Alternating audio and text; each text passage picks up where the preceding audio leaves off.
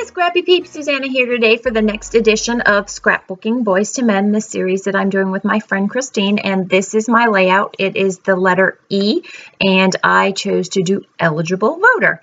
So I have a large digital cut file. This is a cut file from Paige Evans. As soon as I saw this cut file, I was like, I know exactly what I'm going to do.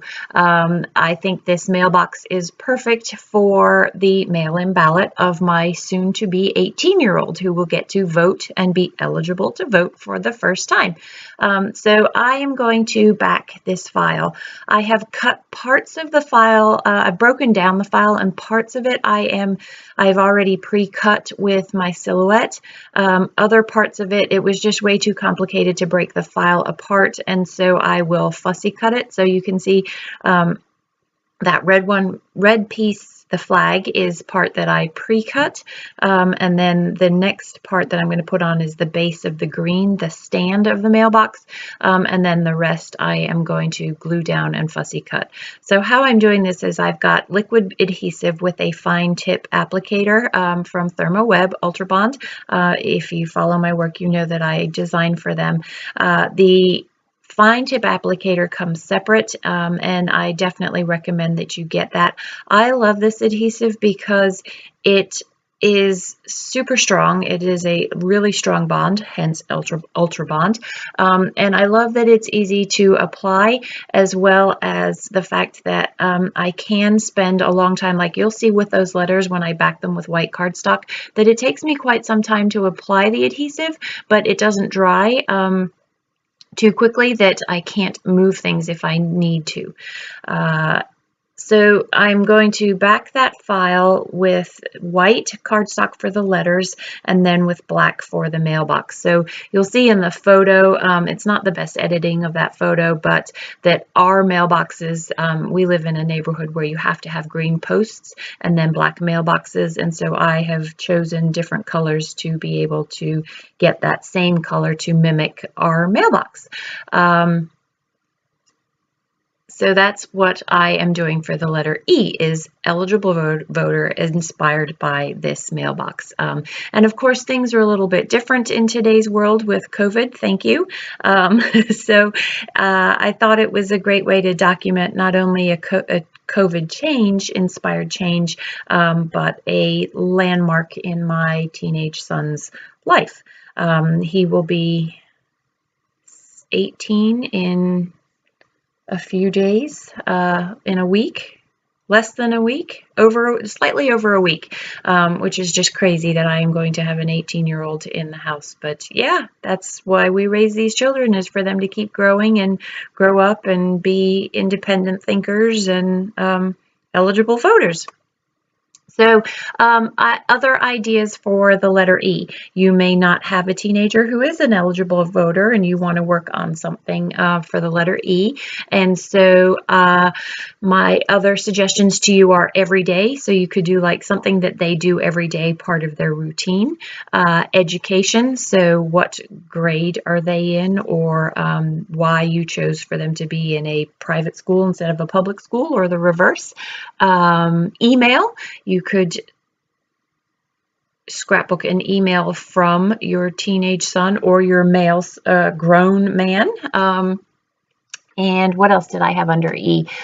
Entertainment, so things that they like to do for entertainment. Those were my ideas for the letter E for your boys to men. So this is the black. It's a lot thicker because the black is going over some of those first initial layers. This layout is pretty much all stuff from my stash. I don't think I'm using anything new. All of these pattern papers are just coming from my scraps. Funny story about that green. So not the top green, but the base green for the post. I was doing a collaboration with, I can't remember who the primary company was, but we were working with Bella Boulevard, and Bella Boulevard sent us full packs of pattern paper. So I have 20 or 25 sheets of that green, and this was quite some time ago. I want to say it was when I was working with Craftwell. Craftwell? I think it was Craftwell. And so that must have been 5-6 years ago. So yeah, I've been using up that green. So initially I was going to put this just on white cardstock that I had gessoed, knowing that I wanted to create a little bit of a blue border behind this. But I wanted a little bit more pattern, and so I'm going to go with that Pebbles, and it's actually a 4th of July collection, but I love the grid behind it, and I love how the red branding strip down the bottom ties into the red of the flag there. So I will, in a minute, once I've done this watercolor, I will go ahead and cut that branding strip and then just move it up that 1/4 inch. So what I'm doing here is I have my watercolors, and I'm going to just literally just do blue shadow all the way around the outer edge of the mailbox there. And you can see I don't like the pencil because I find the pencil very hard to erase underneath the watercolor. And so I'm just literally lifting up the die there, the die cut, and then just sort of literally scribbling in that blue color.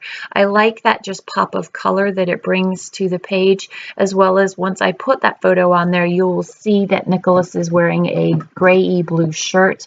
And the way that I edited the photo, the mailbox that is black actually takes on a blue hue to it too. So it ties all of the colors of the photo as well as the layout in together.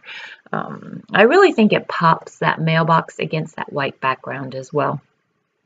So you can see that I also, I have taken a picture of the envelope that came that has his mail-in ballot in it. And so I snuck that into the letters that are in the mailbox. I intentionally covered our address because my work is very public. I don't really need people to know.